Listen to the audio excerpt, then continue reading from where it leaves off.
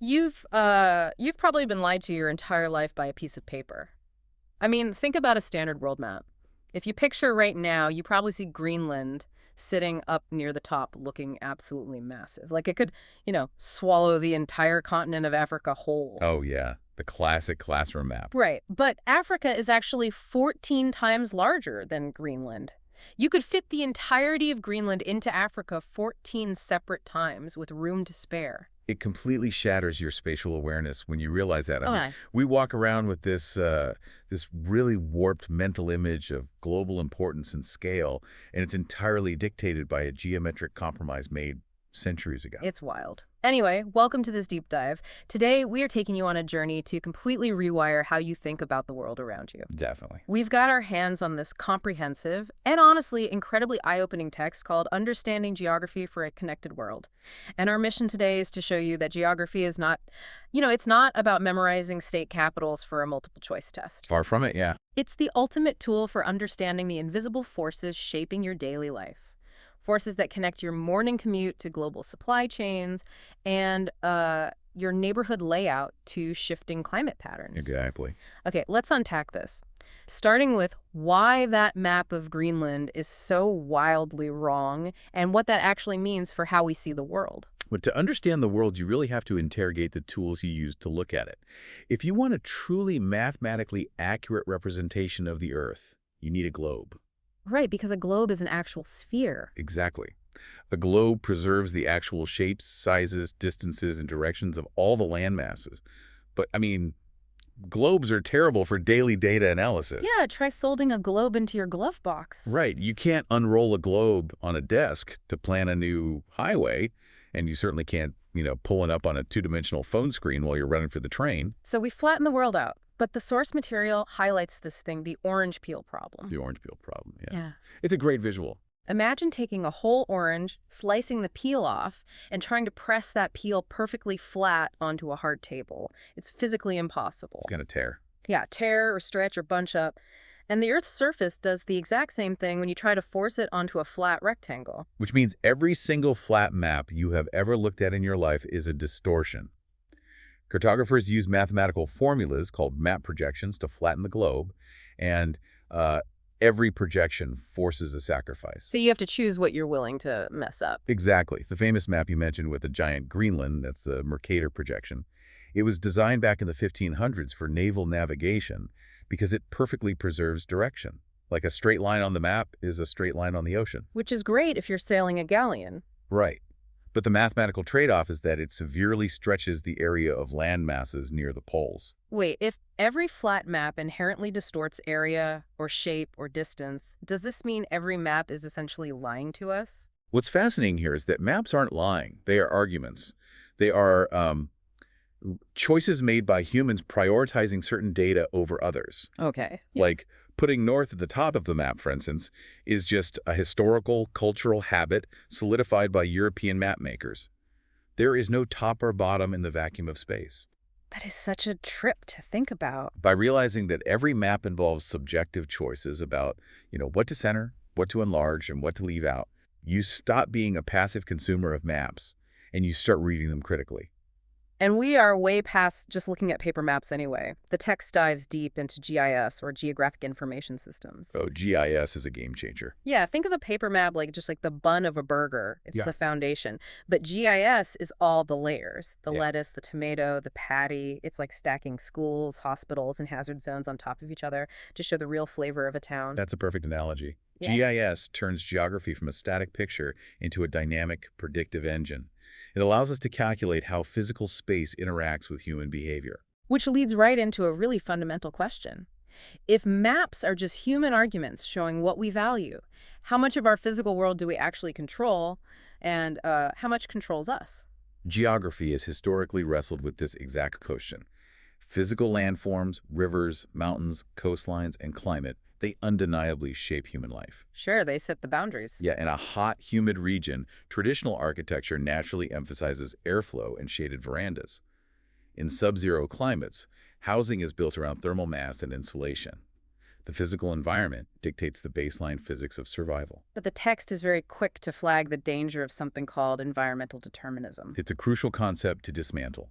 Environmental determinism is the flawed, frankly antiquated idea that natural conditions alone determine a society's culture, its economic destiny, or its level of poverty. So it's basically blaming nature for human problems. Exactly. It's a deterministic trap because it strips away human agency, history, and global economics. The breakdown of water scarcity in the text illustrates this perfectly, I think. You can look at two completely different arid regions on Earth facing the exact same meteorological lack of rainfall. Right, the exact same climate data. Under environmental determinism, you'd assume both societies would be identical: poor, struggling, nomadic. But in reality, their responses might be completely polarized. Completely different. One region might rely on deep well digging and traditional pastoralism, while the other builds multi-billion-dollar desalination plants and air-conditioned vertical farms. The natural variable, the lack of rain, is identical. The divergence is purely social and economic. The region building desalination plants has access to global capital flows, cheap energy, and advanced engineering technology. So they bought their way out of the geography. The environment didn't dictate their fate, their geopolitical positioning did. But hold on, if you live at the bottom of a steep, rocky ravine or in a completely barren desert, isn't that inherently limiting? I get the agency argument, but isn't geography still basically the boss of your destiny at the end of the day? It is an intense, undeniable barrier. I mean, gravity and geology are undefeated. But if we connect this to the bigger picture, a mountain is an insurmountable obstacle only until a society decides to mobilize the capital and engineering to bore a high-speed rail tunnel through it. Ah, okay. The tunnel changes the game. The barrier remains, but human ingenuity changes our relationship to it. This becomes incredibly clear when we look at natural disasters. An earthquake or a hurricane is a purely physical hazard, but a disaster, the actual loss of life and property, is a social event. Because the damage isn't just about the Richter scale. It's about who was living in a building built to code and who was forced by economic reality to live in a shoddily constructed home right on a fault line. Exactly. Nature deals the cards, but humanity decides how to play the hand. And because human technology allows us to tunnel through mountains and build megacities and deserts, we've completely altered the rules of where populations gather. Oh, absolutely. We are currently living through one of the most explosive demographic rearrangements in human history. It's staggering. And the absolute best way to visualize this shift is through a population pyramid. This is a graphical illustration that shows the distribution of various age groups and sexes in a population. And reading the shape of that pyramid is like looking into a crystal ball for a country's economy. If a country has a pyramid with a massive, wide base, that means a huge percentage of their population is young children and teenagers. Right, lots of kids. That tells you the country desperately needs to build schools, pediatric clinics, and most importantly, they are about to have millions of young adults flooding the job market looking for work. Conversely, look at societies where the pyramid has a narrow base and a wide, bulging top. That indicates an aging society with plummeting birth rates and long life expectancies. So fewer kids, more seniors. Yeah. The geographical implications of this are staggering. Right. You are looking at a demographic time bomb. The ratio of active workers paying taxes compared to retired citizens drawing on pensions and health care completely flips. That sounds like a recipe for a crisis. You suddenly have a shrinking workforce burdened with maintaining an infrastructure built for a much larger, younger population. Here's where it gets really interesting, because this isn't just happening at a national level.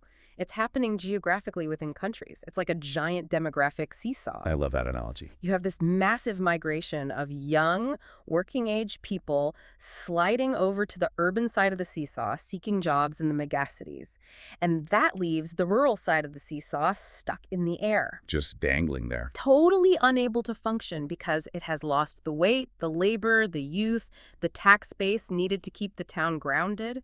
The mechanics of that rural collapse are brutal. And it doesn't happen overnight. It's a slow erosion. Young people leave, which shrinks the local tax base. Less money coming in. Without tax revenue, the municipality can't fund the public bus route. Without the bus, the elderly residents who no longer drive become isolated. Local businesses lose foot traffic and shutter, leading to food deserts. It's a vicious cycle. The built environment, the roads, the power grids, the water pipes, it all costs the same to maintain, but there are far fewer people to pay for it. Well, on the exact opposite end of the spectrum, those young people are pouring into what the text calls megacities, urban areas with over 10 million residents. 10 million. Just think about that scale. These places are absolute engines of economic power and innovation, but their hyperdensity creates entirely new geographic vulnerabilities. Oh, definitely. You get catastrophic traffic bottlenecks, urban heat islands where concrete absorbs and radiates heat, making the city degrees hotter than surrounding areas, and just immense risk if a disaster hits a place where 10 million people are stacked on top of each other. This raises an important question. Since our entire modern economic system is built on the assumption of endless, sprawling growth, how do we actually manage towns that are structurally shrinking? You can't just keep building suburbs. No, you can't keep sprawling outward when your population is halving. The source material highlights a strategy called compact community planning. Which is essentially about shrinking smart. Right.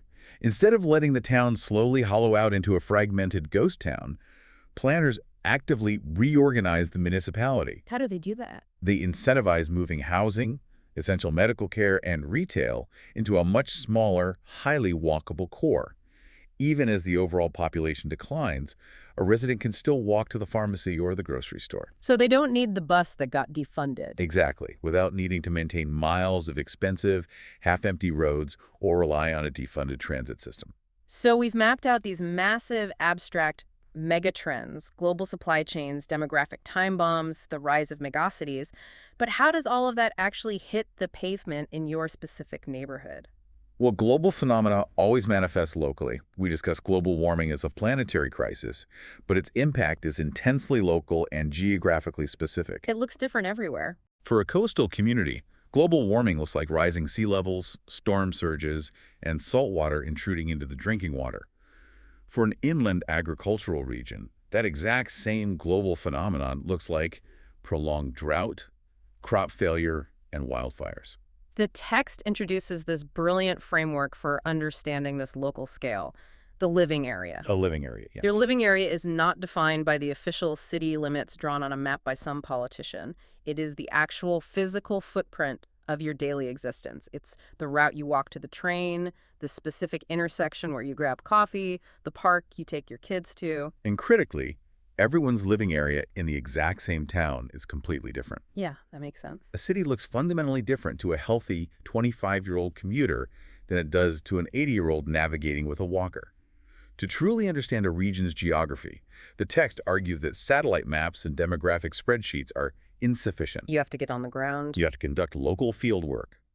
You must combine the macro data with direct human observation and interviews. So, what does this all mean for the listener just trying to walk to the grocery store? If I'm not an urban planner, why do I need to care about conducting fieldwork in my own neighborhood? Because statistics hide human reality. A map of a hazard zone with no people in it is just a topographical curiosity. It's a blue blob on a screen. But a hazard zone that directly overlaps with a high concentration of elderly residents who do not own cars, that is a looming catastrophe. Right. The data lacks the context of human vulnerability. Right. Without the fieldwork of understanding who actually occupies that space and how they move through it, the most sophisticated GIS map in the world is virtually useless. The source text grounds this idea with a story that perfectly captures this friction between clean data and messy reality. It follows a high school student named Maya and her grandmother, Elise Carter, whom Maya calls Nana. It's a really powerful example. Yeah. Maya is assigned a school project to investigate disaster preparedness within her specific living area. She goes online, accesses the municipal GIS hazard map, and is shocked by what she finds. Her grandmother's quiet, long-standing neighborhood, situated near a small local river called Willow Creek, is completely shaded in blue. A severe flood zone. It's a severe flood zone. Maya has grown up visiting this house, and it never felt dangerous to her. It's just Nana's house. So Maya and her friend Lena decide to do some actual field work. They walk the route right after a massive rainstorm. And everything changes. And suddenly, the abstract blue shading on the iPad becomes very real. Willow Creek is no longer a peaceful little stream. It is rushing, brown, violent water, pushing dangerously high against its concrete banks. When Maya gets to the house and urgently brings up the hazard map, she's surprised to find that her grandmother is already aware. Nana vividly remembers a terrifying flood from her own childhood. She lived through it. The water had breached the banks, flooding the streets, leading to panicked evacuations in the middle of the night. But decades have passed since that night. The river stayed quiet, People moved in, bought houses, and settled down. People forget. Nana tells Maya something profound. She says, the map remembers what people place gently on a high shelf. The map remembers what people place gently on a high shelf. That is such a striking way to put it. The physical geography, the fact that they live in a river basin, that never changed. But the human perception of that danger faded because daily life just kind of took over. Exactly. So Maya, Lena, and Nana sit down to trace the official emergency evacuation route to the designated shelter, which is a local elementary school. And what do they find? The municipal map highlights the shortest distance, which routes directly across a bridge over Willow Creek. Which is an engineering and geographic nightmare. During a flash flood, a low-lying bridge over swelling water is the absolute most dangerous place to be. It can wash out in seconds. Realizing this, they plot the official alternate route, which goes up a street called Oak Lane, keeping them on higher ground away from the river. But this highlights the exact blind spot of a 2D map. Oak Lane has a severe, steep incline. They decide to physically test this alternate route. They step outside and walk it with Nana. And the reality of the geography hits them. It takes Nana 22 agonizing minutes to get up that steep hill using her cane. 22 minutes. And that is in the middle of the day, with clear weather under zero stress. Imagine doing that at 2:00 a.m. in the pouring rain with sirens going off. It's a completely different scenario. Furthermore, when they finally reach the school, they find that the official emergency shelter sign is completely obscured by overgrown tree branches. Then they audit Nana's disaster preparedness kit.